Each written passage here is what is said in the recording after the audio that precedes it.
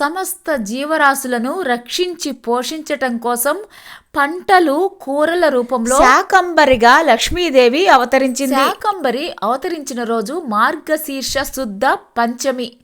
ఈ రోజును శ్రీ పంచమి అనే పేరుతో కూడా పిలుస్తారు. కృతయుగంలో బ్రహ్మ విష్ణు మహేశ్వరుల స్వరూపంగా శ్రీ దత్తాత్రేయ స్వామి వారు అవతరించాడు. దత్తాత్రేయుడు అనగా స్వామి పేరుతోటి అవతరించాడు. స్వామివారి పత్నిగా శ్రీ మహాలక్ష్మి అనగాదేవి పేరుతోటి అవతరించింది. అనగాదేవి జంబాసురుడు అనే రాక్షసుని సంహరించి ఇంద్రాది దేవతలకు విజయాన్ని చేకూర్చిపెట్టింది. మరొకసారి భృగు మహర్షి పరీక్ష వల్ల అలిగిన శ్రీ మహాలక్ష్మి వైకుంఠాన్ని వదిలి లోకంలోని కొల్హాపుర క్షేత్రంలో కొల్హాసురుడు కరవీరుడు అనే రాక్షసుల్ని సంహరించి కొల్హాపురి నివాసిని కరవీరపుర నివాసినిగా పేరు పొందింది. ఆ క్షేత్రంలో మహాలక్ష్మిగా పూజలు అందుకుంటూ ఉంది.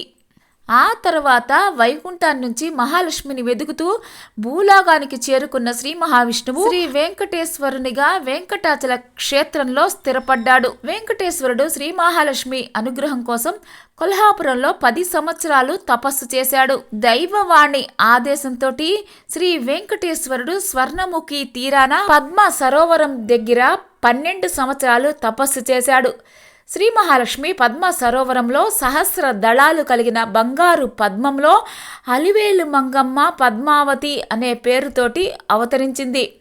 శ్రీ వెంకటేశ్వరుని చేరుకొని శ్రీ స్వామివారిని సంపన్నునిగా చేసింది. భృగు మహర్షి ప్రార్థన వల్ల ఆ మహర్షికి ఆయన భార్య అయిన ఖ్యాతికి శ్రీ మహాలక్ష్మీదేవి భార్గవిగా జన్మించింది. మరొకసారి దుర్వాస మహర్షి శ్రీ మహాలక్ష్మి వద్దకు వెళ్లిన సందర్భంలో ఆమె మహర్షిని హేళన చేసింది. అందుకు కోపించిన ముని ఆమెను సముద్రంలో పడవలసిందిగా శపించాడు.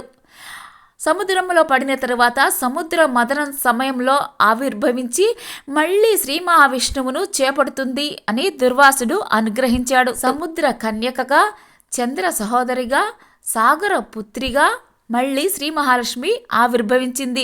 మహావిష్ణువును చేరింది. మహావిష్ణువు హయగ్రీవ స్వామిగా అవతరిస్తే శ్రీ మహాలక్ష్మి ఆడగుర్రంగా అవతరించింది. వారి పుత్రుడే హైహేయుడు. శ్రీహరి వేద నారాయణుడిగా అవతరిస్తే ఆయన దేవేరిగా శ్రీ మహాలక్ష్మి అదే పేరుతోటి అవతరించింది. కూర్మావతార సమయంలో కూర్మవల్లిగాను, వరాహస్వామి అవతార వేళలో భూమహాలక్ష్మిగాను, నరసింహస్వామి అవతార వేళలో శ్రీ మహాలక్ష్మి చెంచులక్ష్మిగాను, రామావతార సమయంలో శ్రీ సీతా మహాలక్ష్మిగాను, కృష్ణావతార సమయంలో రుక్మిణిగాను ఇలా అనేక సార్లు శ్రీ మహాలక్ష్మి అవతరించింది.